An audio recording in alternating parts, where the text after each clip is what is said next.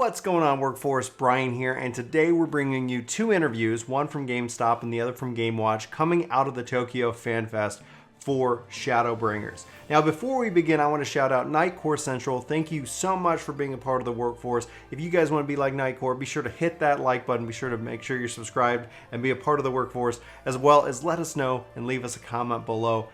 We'd love to hear from you. And they're asking an interesting question here. Do you guys prefer Brian or Chris? Thinking phase. Anyway, Nightcore, thank you so much. And I want to open up this with kind of the interesting news, because this is something where I've kind of been saying this for a little bit, and honestly, I think it's good all around. Now, there's going to be people who don't want this at all. They want them to stick with the decision they made. But Yoshi-P has basically responded to the to everybody who's wanted a male Viera or even a female Rogan, sorry, Ronso, and he says that they're looking at player feedback. And so be sure to include your feedback. Do it respectfully. I think this is something that always is going to change. Yoshi-P, one of the core designing principles around this is that it's about what the players want. It's about what we want as players. Now, personally, I don't. But that's not to say that I don't want you, especially if you want this, to express that opinion. And I think that they could always do it something interestingly and tying it into the lore specifically. Just because we didn't get it today doesn't mean we won't get it essentially tomorrow or the next expansion, etc. And I think this is important, because it's that criticism or critique should be expressed. We shouldn't like hate or like respond violently, but we can definitely say, like, this is not what I was wanting. This is what I do want. And I think this is a really cool interview. And also all the links will be in the description down below. And basically he says that they added within Final Fantasy XII, which is where the Viera are based out of, the male don't show themselves in public. So 14, they're staying loyal to that base lore. They can always change the lore. They can always do what they want. And for people who don't want the change the lore, or they don't want Male Viera, be sure to voice your opinions as well. There's no wrong answer here. It's a matter of what, I guess, when you think of a democracy, what the majority of people want, what makes the most sense for the health and the well-being of the game. So I think this is really positive, and it speaks to what Yoshi-P has always wanted to do. And I think that's what we're seeing here today. Okay, so now with that, I want to jump into Mina Hashashi's post here regarding Tokyo FanFest from Game.Watch. And I'm going to go over these questions, and I'm going to review the answers, give you guys my thoughts as well. But be sure to hit the links in the description. Go give them some thumbs up. There's a lot of really good information here, and we're going to go over it, and I'm going to do my best to live read it without so many edits, but we'll see how it goes. So they say, the footage of the Crystarium town seemed to resemble an MMO tech demo that was shown at E3 in 2005. Is the Crystarium linked to the 1.0 remake somehow? And Yoshi says, I didn't think people would notice this that quickly. We'll talk about this in tomorrow's dev panel.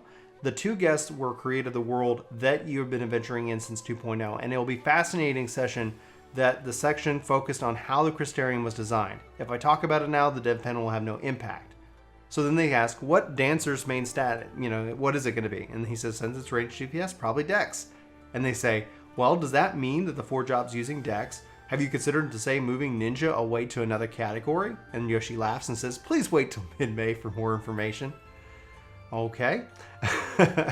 I think one of the things I do want to kind of point out regarding that is, I think if anything else, like when he's saying mid-May, this kind of ties also into Paris to Tokyo regarding the race changes. It's like, at some point, like, there's a positive and a negative. There's maybe get out in front of it, but he is a showman at its core, and that I think can be definitely frustrating, especially where people are frustrated with the female-only Viera, because it gave people 3 months of, or like a month and a half of just excitement building up, thinking that this is what they were going to show off, and it wasn't. So I don't know. You're kind of darned if you do, darned if you don't in that aspect. All right, so he says, but you haven't told us anything yet. And he says, as far as the battle system goes, I think it's difficult to understand a single change by itself. It's been 6 years since 2.0, and many systems are linked together, so changing one part affects others. If I explain just one change right now, it might result in misunderstandings. The May live letter that explains these changes to the battle system, each job, each role, and of course, there will also be a media tour for the press to go hands-on with the experience, the changes themselves. Interviews regarding that should wait until then. Okay, so then with Gunbreaker, Revealed as a tank, many players thought that a healer would also then be announced. Why did you decide to make Dancer a ranged DPS? And he says, it's not that we had no plans for a healer, but rather than making Dancer a healer for 14 expansions, we prioritized the player's game experience. It was decided early on that we would add a new tank because main tank and off tank roles are poorly balanced when there are an odd number of tank jobs. Just for example, if we want to have 2 main tank jobs and 2 off tank jobs, but we only have 3 tank jobs, then if we make them compatible, capable of doing both because of their advantages and disadvantages, it tends to lead to a 2-to-1 ratio. We felt that this would be easier to balance with 4 jobs, and they also wanted to add the Gunblade as an iconic Final Fantasy weapon that would appeal to people who haven't tried Final Fantasy Online yet. When we were deciding what other roles would it be in, the last remaining option was a 3rd range DPS or a 4th healer. However, we were still struggling with balancing the 3 existing healers, and Scholar was always dominant because of the Fairy. Even if we rebalance them again for 5.0, and even if they also have the shield healer versus pure healer dichotomy, we thought it would be better to solidify and balance between the 3 healers instead of trying to balance 4 by adding a 3rd range DPS. We could round out the numbers of the jobs per role. And this is, I think, interesting because I think when we were talking with a couple of, like with Larry's art and with some of the others, it's that when you have the 2 main tanks and the 2 off tanks, really you're going to just have 2 tanks. Like, I think it's going to be really critical to see how they do balance these 4 tanks because they've struggled with balancing 3 tanks together.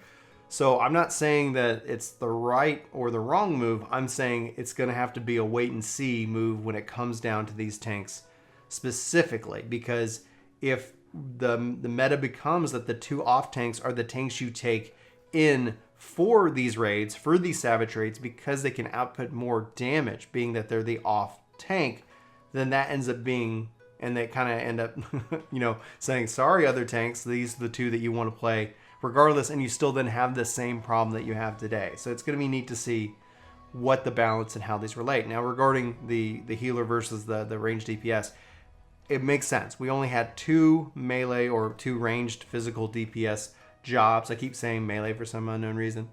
I think that is important to see, and that they were able to put Dancer in that role. It's kind of surprising in a way. And I was kind of in the camp that I was hoping Dancer would be a healer specifically.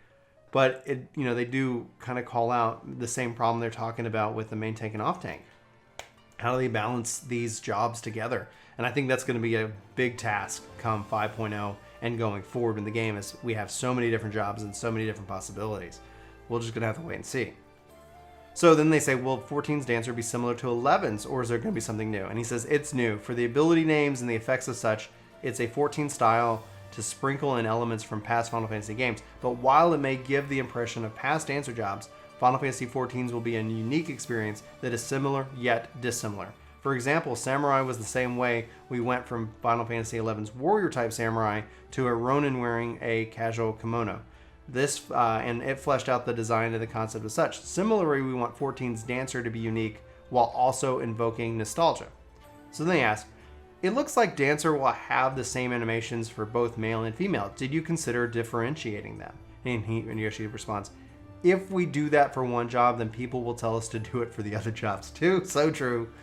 There were also memory concerns because job actions have to stay in memory for instant playback. If we allocate extra space for animations because of a certain job, then all the other jobs will get allocated that extra space, even though they're not using it, and we'll absolutely cannot have that.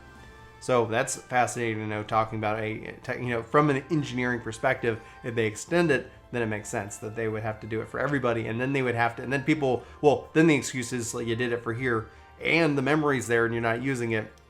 For love of God, just do this. So they say, will male dancers also dance so sexily? And he says, gender is a difficult issue right now.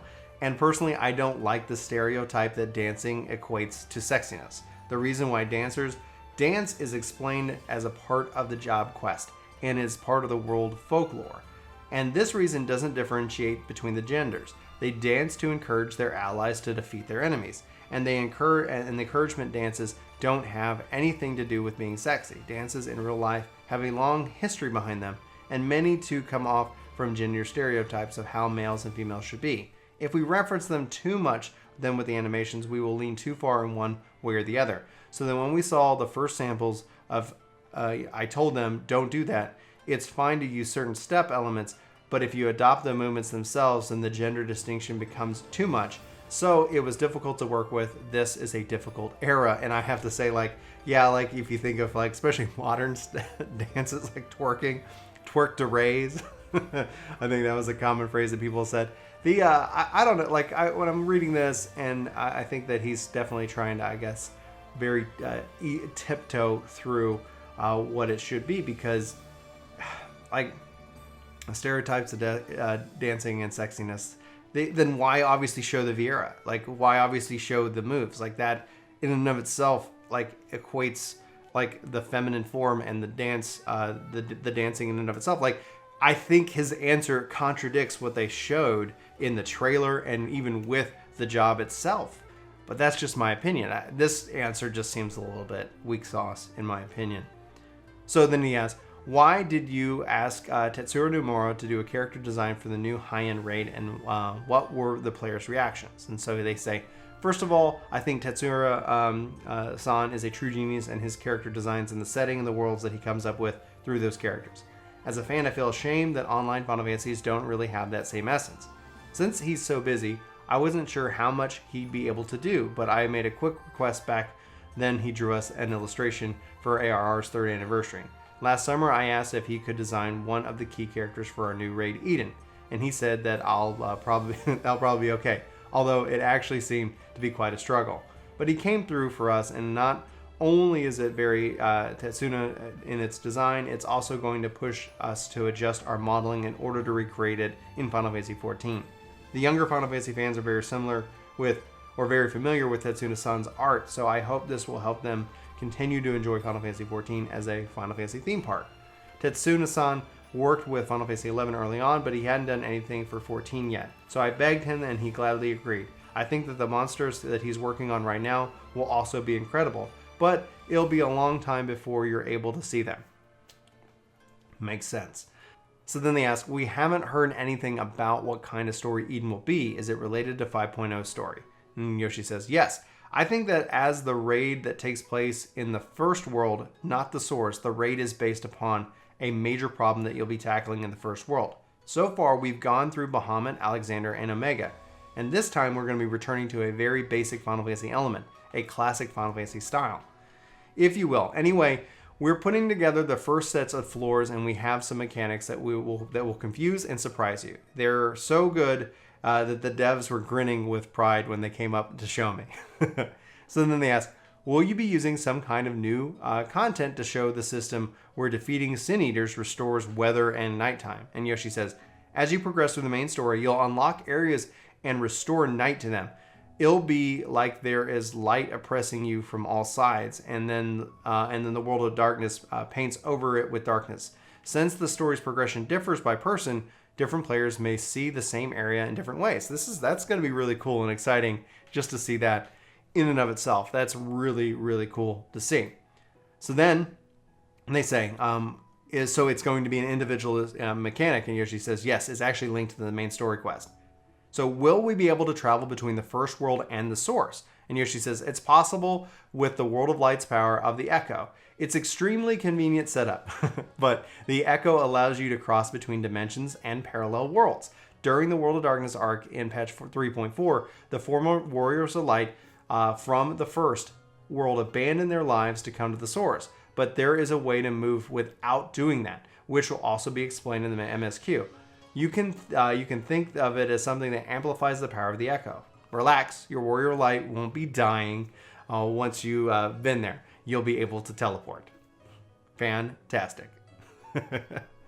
Alright, so then they say, will teleporting cost skill? Please think of it as a maintenance cost for the teleport system. I'm sure there will be questions like, my gills, valid currency in the first, what happens to the Algian tombstones if there wasn't any Algian Empire? But Rowena isn't even there. So they're setting, the setting will be written in a way that makes sense. Will there be tombstones that aren't Algian? We hope that our solution will impress you. The act of traveling to the first world and the source itself are both going to be connected to the gameplay experience. The development team made a big fuss asking what to do for this and that. For example, what are we going to do about retainers? So then they say, why were you so insistent on adding a beast-like race like Hrothgar? So they says, the great thing about MMORPGs is that people from all around the world with different values and tastes can all come together to play. Final Fantasy has been a good-looking men and women, but Final Fantasy X is an example of a stronger look. Gwyn Saga may be a better example, but at any rate, since we're creating a fantasy, I want to shine a spotlight on all aspects as well. Even if we added another handsome race, I felt like it was the only real difference would be the ear shape. Back then when we showed off this basic sketch of a wolfman, a lot of players around the world voiced the desire for a wolf race in 4.0. At our current patch rate, with much more equipment and data being released and adding in a new race, multiplying the amount of work required, we could probably only add one more race with our current workflow. So we agonized over which race to add. We ended up with what you see now, with the Lion t-shirt that I am wearing now. So then they ask, with the two races, unique heads, how is headgear going to work? And they say it's not going to be displayed because those face parts wouldn't work with Final Fantasy's system of headgear they're involved in. Even the Viera ears wouldn't have had to be moved down to where Mikote's ears are. It would have been meaningless if you couldn't go all out in creating characters from the new races, so we decided that helmets won't be necessary. You can equip them, but they won't be displayed. However, things that replace the head are okay, like the snowman head or the fat chocobo head, etc. No glasses. Basically, the default is that it won't be shown. The only things that will replace the heads are okay, but will make more things compatible over time, bit by bit, but they won't be compatible at launch. This is going to be interesting to see what you guys think about that.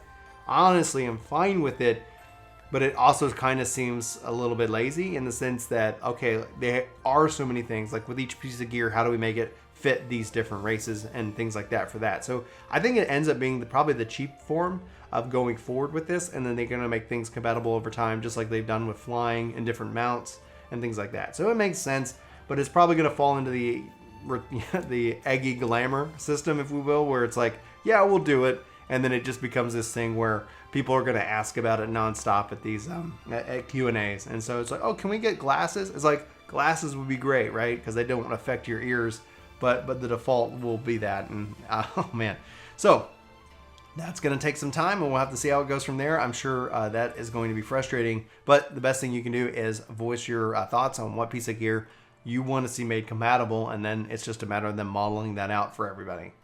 So they say, are there NPC Vieras that wear glasses? And he says, even if they tried to make them, I think I would have stopped them. It leads to players complaining that an NPC can do something, but they can't. I wanted to think of it a way to reduce the development costs for this eventually when the dev team isn't too busy. So yeah, when they're not busy, when is that going to be? Honestly, you hire another guy who just models glasses on VR, please.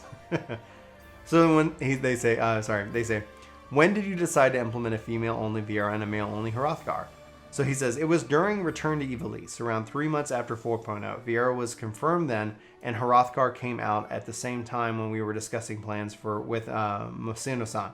We were decided whether to make Hrothgar female or a Hrothgar female or a Viera female, and I'm wondering if they mean male. And after selecting Viera and began work right away, because otherwise we wouldn't have made time for this. As mentioned before, the face parts were special, and the Hrothgar has big differences between its faces, like a lion face, a wolf face, a leopard face. It became a fixed model relatively recently.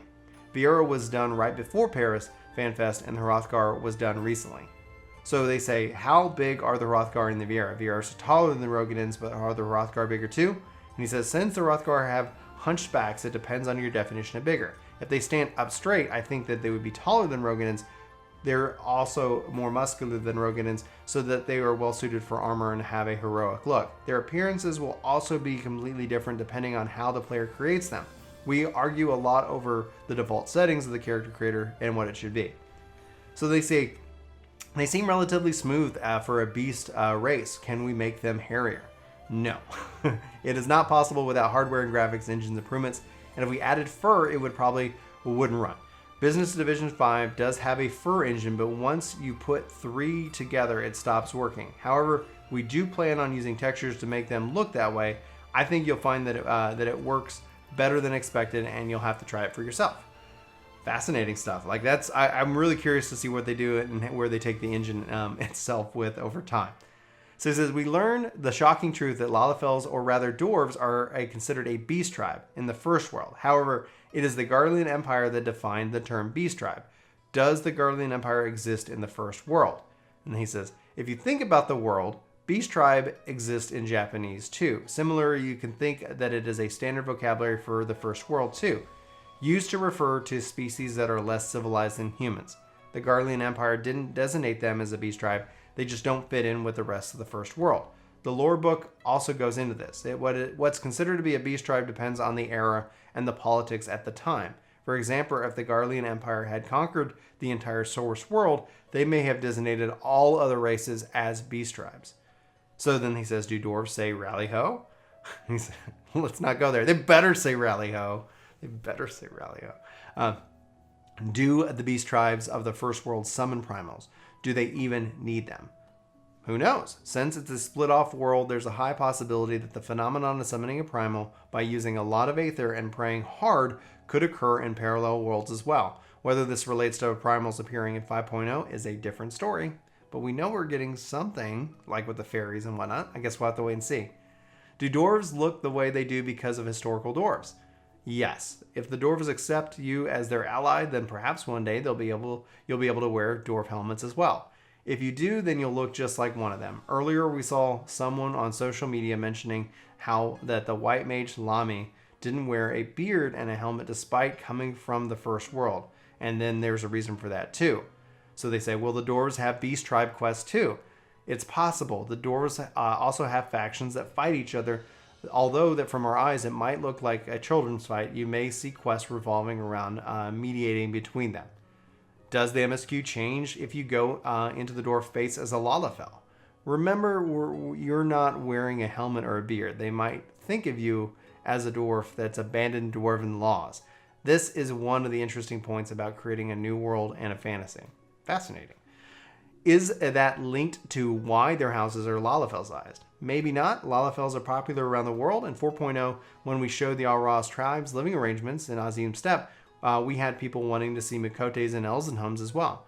This time, we went with Lala Fells, rather dwarves, which we felt had would have the most impact. So, will this affect the first progression? Don't worry, it won't. Otherwise, people would think that we're ridiculously money hungry, telling people to buy Fantasias in order to do MSQs, which is so true. Holy crap. Well, yeah. Guys, if you want to do the Dwarves quest, you got to be a Lalafell. Like, that just does not fit in with 14. They did stuff like that in 11, where certain quests you had to get somebody in the same race or the same city-state kind of alliance. It was very annoying. But it is what it is. I don't think that would work in Final Fantasy XIV. So will the plump Mikote in the trailer be playable? Will we be seeing plump versions of other races? She's laughing. There are many different body types in the world. And before, we couldn't represent all of them due to cost. But now we're starting to look into different body types of races, starting with the plump Mikote. You'll be seeing them in the main story quest, so please give us your honest feedback. Okay. It's going to be interesting. Please tell us about the scale of the first world and how big are the areas compared to the Stormblood areas.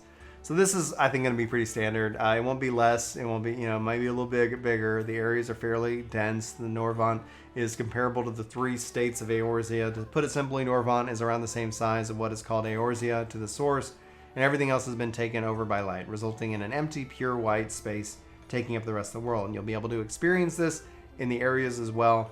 We showed a map called Arg in a previous keynote, which is where the light is being barely kept at bay. That area surrounds the Norvant region in a circle, and everything outside is whiteness with no elements. Fascinating. It's going to be neat to see how that, like, if our success is able to beat back the light, and then they're able to expand on that later on. I guess we'll have to wait and see. Is the Eden illustration that white land then? Who knows? Laughs. Well... So I think it could be. That'd actually be kind of cool if Eden was essentially us kind of beating back the darkness and then basically having to rebuild the world. I'm game for that. In a previous expansions, you added different forms of travel like flying and swimming. Does Shadowbringers not have anything like that? Not this time. Instead, we're focusing on the game experience of repainting the world with darkness. Well, the only thing left that I can think of is zero gravity floating, and so that will have to wait until we go to the moon. Although if you were to ask me what it makes the difference from the flying, I wouldn't have an answer for you. And yeah, it's not much different from being underwater. Instead of adding new forms of travel, I think I'd rather go in a different direction, like content where everyone is flying regardless of the job. So then they ask, is reforming the world a core component of Shadowbringers? Everything is based in the MSQ, even the trust system. As usual, we want to expand 14 by an entire new RPG's worth of content this time, with the emphasis on RPG part as an immersive story that you can play by yourself, which is something that you don't really see in normal MMORPGs, and that is absolutely true. The trust system, everything, like the main story has always been a single player story, and it just kind of has these beats where you have multiplayer components, and I'm thinking the trust system is going to kind of feed that in. We'll have to wait and see what the lasting impact of it is. Hopefully it's something that if you can't find a tank, then you're no longer having these long queue times and you can play whatever you want and it works, but we'll have to wait and see as it relates to the overall game itself. I'm really excited about it. I wish we could take them out in the open world. That's what I want to see. I want to see that balanced in 14, much more so than it is today. And that's just me. That's just my opinion. Guys, those are the interviews. Again, check the links in the description below. Go give these guys some thumbs up, some love. And let me know what you're thinking in the comments below. Thank you guys again for watching this long video. I hope you have a terrific day, and I'll see you next time. Take care.